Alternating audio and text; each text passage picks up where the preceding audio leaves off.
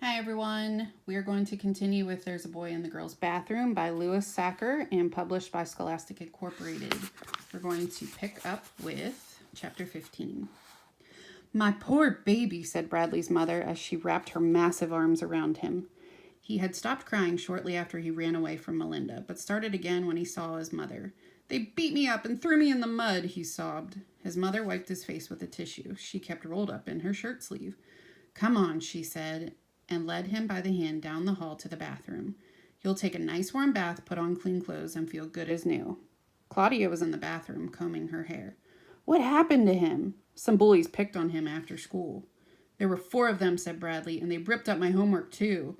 "You've been crying?" Claudia accused. "That's the rain," said Bradley. Claudia started to say something, but her mother told her to leave the bathroom. She laid out clean clothes on the bathroom counter, then started the water. After his bath, Bradley went into his bedroom. He was just in the nick of time. Ronnie the rabbit was romping across the bed, singing doo-dee-doo-dee-doo, when suddenly she was lost. "Where am I?" she asked. Suddenly, 3 bad guys were chasing her. They were the 2 of spades, the 9 of hearts, and the King of diamonds. The King of diamonds was the leader of the bad guys. "After her!" he yelled. "Help!" called Ronnie. She ran to the edge of the bed. "The cliff!" She was trapped. The floor was 1,000 feet below. The bad guys moved in for the kill. "Let me go!" she shouted, then fell off the bed onto the floor. But that was an accident. Bradley picked her up and put her back on the edge of the bed. It never happened. There was a timeout. "What are you going to do to me?" asked Ronnie, trembling on the edge of the cliff. "We are going to kill you," said the King of the Diamonds. "Oh, no, you're not," said a voice from behind. It was Bartholomew. "Get him, boys," ordered the King of Diamonds.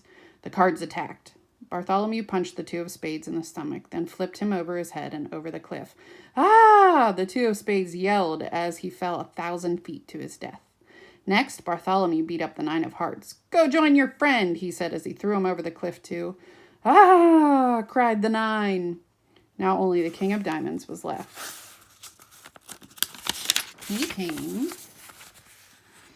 came at Bartholomew swinging an axe. "I'll chop off your head," he sneered. Bartholomew ducked, then kicked the axe out of the king's hand and punched his face in. He threw the king over the cliff, too. Ronnie ran to Bartholomew. "You saved my life," she said. "I know," said Bartholomew. They kissed. Claudia walked into the room. "Mom's making cookies because you got beat up," she said. "Oh, you're going to have a black eye." "I didn't get beat up," Bradley declared. "I beat them up. I gave one kid 2 black eyes and another boy 3. "You can't give somebody 3 black eyes," said Claudia. "Shut up," said Bradley, "or I'll give you 4 black eyes." Claudia shrugged and left his room. Bradley got up from his bed and went into the kitchen, where his mother was making chocolate chip cookies. She let him lick the spoon. "I want to know the names of the boys who did this to you," she said. "I'm going to call your principal." Bradley thought for a moment. "I don't know all their names," he said. "Don't be afraid to tell me," said his mother. "They won't hurt you any more." Bradley thought a moment. "Jeff Fishkin," he declared. "He was the leader of the gang." "I'll call the school first thing in the morning," said his mother. "Good," said Bradley. "I hope he gets in trouble. I hate him."